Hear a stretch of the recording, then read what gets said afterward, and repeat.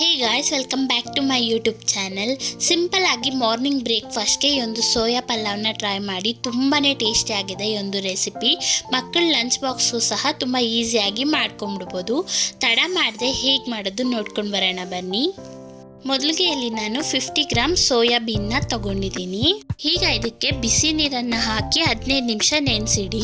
ಈಗ 15 ನಿಮಿಷ ಆದಮೇಲೆ ಚೆನ್ನಾಗಿ ಆಗಿದೆ. ಈಗ ನಾವು ಬಿಸಿನೀರಲ್ಲೇ ತೊಳೆಯೋದಕ್ಕೆ ಆಗಲ್ವಲ್ಲ, ಸೊ ಅದಕ್ಕೆ ಇದೆಲ್ಲರೂ ಚೆಲ್ಲಿ ತಣ್ಣೀರನ್ನು ಹಾಕ್ಕೊಂಡು ಬಂದು ಅದರಲ್ಲಿರೋವಂಥ ನೀರೆಲ್ಲನೂ ಈ ಥರ ಹಿಂಡ್ಕೊಂಡು ಎತ್ತಿಟ್ಕೊಳ್ಳಿ.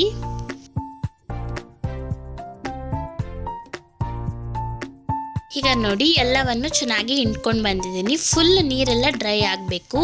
ಈಗ ಇದಕ್ಕೆ 3 ಟೇಬಲ್ ಸ್ಪೂನ್ ಮೊಸರನ್ನು ಹಾಕೊಳ್ಳಿ. ಹಾಗೆ ರುಚಿಗೆ ತಕ್ಕಷ್ಟು ಉಪ್ಪು, ಅರ್ಧ ಟೇಬಲ್ ಸ್ಪೂನ್ ಅರಿಶಿಣ, ಅರ್ಧ table spoon Kashmiri chilli powder, ಅರ್ಧ ಟೇಬಲ್ ಸ್ಪೂನ್ ಗರಂ ಮಸಾಲ, ಹಾಗೆ 1 ಟೇಬಲ್ ಸ್ಪೂನ್ ಧನಿಯಾ ಪೌಡರ್ನ ಹಾಕಿ ಚೆನ್ನಾಗಿ ಮಿಕ್ಸ್ ಮಾಡ್ಕೊಳ್ಳಿ. ಮಸಾಲೆ ಎಲ್ಲ ಸೋಯಾಬೀನ್ಗೆ ಹೋಗೋ ಹಾಗೆ ಮಿಕ್ಸ್ ಮಾಡ್ಕೊಳ್ಳಿ. ನೋಡಿ ಈ ಥರ. ಈಗ ಒಂದು ಗ್ಲಾಸಲ್ಲಿ ಬಾಸುಮತಿ ರೈಸನ್ನು ತಗೊಳ್ಳಿ. ಈಗ ಇದನ್ನು 2 ರಿಂದ 3 ಕಿತ ಚೆನ್ನಾಗಿ ವಾಶ್ ಮಾಡಿ 15 ನಿಮಿಷ ಇದನ್ನು ಸಹ ನೆನೆಸಿ. ಈಗ ಒಂದು ಕುಕ್ಕರ್ಗೆ 4 ಟೇಬಲ್ ಸ್ಪೂನ್ ಆಯಿಲ್ ಹಾಗೆ 2 ಟೇಬಲ್ ಸ್ಪೂನ್ ತುಪ್ಪ ಅಥವಾ ಬೆಣ್ಣೆ ಆದರೂ ಹಾಕೊಬೋದು. ಅವೆರಡು ಇಲ್ಲ ಅಂದ್ರೂ ಸ್ಕಿಪ್ ಮಾಡ್ಕೊಳ್ಳಿ. ತುಪ್ಪ ಕಾದಿದ ನಂತರ ನಾನು ತೋರಿಸ್ತಿರೋಂಥ ಪಲಾವ್ ಸಾಮಾನು ಹಾಗೆ 2 ಹಸಿಮೆಣಸಿನ್ಕಾಯಿನ ಹಾಕ್ಕೊಂಡು ಫ್ರೈ ಮಾಡ್ಕೊಳ್ಳಿ. ಈಗ ಅದಕ್ಕೆ 4 ಮೀಡಿಯಮ್ ಸೈಜ್ ಈರುಳ್ಳಿನೂ ಹಾಕ್ಕೊಂಡು ಲೈಟಾಗಿ ಫ್ರೈ ಮಾಡ್ಕೊಳ್ಳಿ. ನೋಡಿ ಈ ರೀತಿ ಆಗಿರಬೇಕು. ಇದಕ್ಕೆ ಬೇಕಿದ್ರೆ 6 ರಿಂದ 7 ಗೋಡಂಬಿನೂ ಸೇರಿಸ್ಕೊಂಡು ಫ್ರೈ ಮಾಡ್ಕೊಳ್ಳಿ, ಇಲ್ಲ ಅಂದ್ರೂ ನಡೆಯುತ್ತೆ.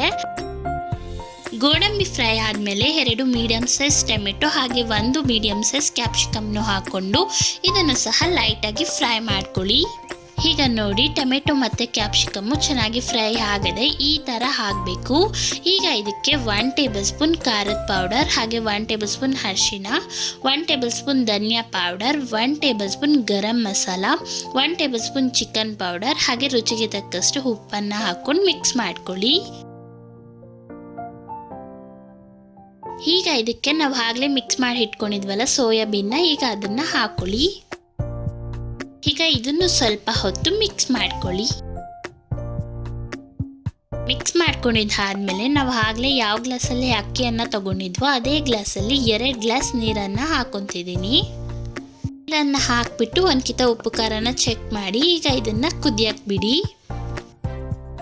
ನೋಡಿ, ಈಗ ಈ ಥರ ಕುದಿಬೇಕಾದ್ರೆ ನಾವು ಆಗಲೇ ತೊಳೆದು ನೆನೆಸ್ಕೊಂಡಿದ್ವಲ್ಲ ಆ ಒಂದು ಅಕ್ಕಿನ ಹಾಕೊತಿದ್ದೀನಿ.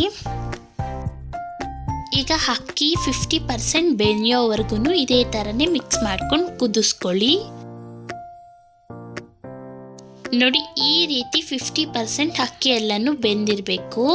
ಈಗ ಇದಕ್ಕೆ ನಾವು ತುಪ್ಪನ ಬೇಕಿದ್ರೆ ಹಾಕ್ಕೊಳ್ಳಿ, ಇಲ್ಲ ಅಂದರೂ ಸ್ಕಿಪ್ ಮಾಡ್ಕೊಬೋದು. ತುಪ್ಪನ ಹಾಕ್ಕೊಂಡು ಸಣ್ಣ ಉರಿಯಲ್ಲೇ 1 ವಿಸಿಲ್ ಕೂಗಿಸ್ಕೊಳ್ಳಿ. ನೋಡಿ ಈಗ 1 ವಿಸಿಲ್ ಆಗಿದೆ. ನಾನು ಓಪನ್ ಮಾಡಿ ತೋರಿಸ್ತಿದ್ದೀನಿ. ನೋಡಿ ಗೈಸ್, ಎಷ್ಟು ಸಿಂಪಲ್ ಆಗಿ ಎಷ್ಟು ಟೇಸ್ಟಿಯಾಗಿ ನಾವು ಸೋಯಾ ಪಲಾವ್ನ ಮಾಡ್ಕೊಂಬಿಡ್ಬೋದು. ತುಂಬಾ ಟೇಸ್ಟಿಯಾಗಿರುತ್ತೆ. ಮಕ್ಕಳೆಲ್ಲ ತುಂಬ ಇಷ್ಟಪಟ್ಟು ತಿಂತಾರೆ. ಇದರಲ್ಲಿ ಖಾರನೂ ಅಷ್ಟೊಂದು ಇರಲ್ವಲ್ಲ, ಸೊ ಅದಕ್ಕೆ ಮಕ್ಕಳಿಗೆ ತುಂಬಾ ಇಷ್ಟ ಆಗುತ್ತೆ. ಈ ಒಂದು ರೆಸಿಪಿ ಇಷ್ಟ ಆಗಿದ್ರೆ ಪ್ಲೀಸ್ ಈ ಒಂದು ವಿಡಿಯೋಗೆ ಲೈಕ್ ಮಾಡಿ. ಹಾಗೆ ನಮ್ಮ ಚಾನಲ್ನ ಯಾರೆಲ್ಲ ಹೊಸದಾಗಿ ನೋಡ್ತಿದ್ದೀರೋ ಪ್ಲೀಸ್ ಸಬ್ಸ್ಕ್ರೈಬ್ ಮಾಡ್ಕೊಳ್ಳಿ. ಇದೇ ಥರ ಇನ್ನೂ ಟೇಸ್ಟಿ ರೆಸಿಪೀಸ್ ಬೇಕಿದ್ರೆ ಪ್ಲೀಸ್ ಕಮೆಂಟ್ ಹಾಕಿ, ನಾನು ಖಂಡಿತವಾಗ್ಲೂ ಮಾಡ್ತೀನಿ. Thank you for watching guys.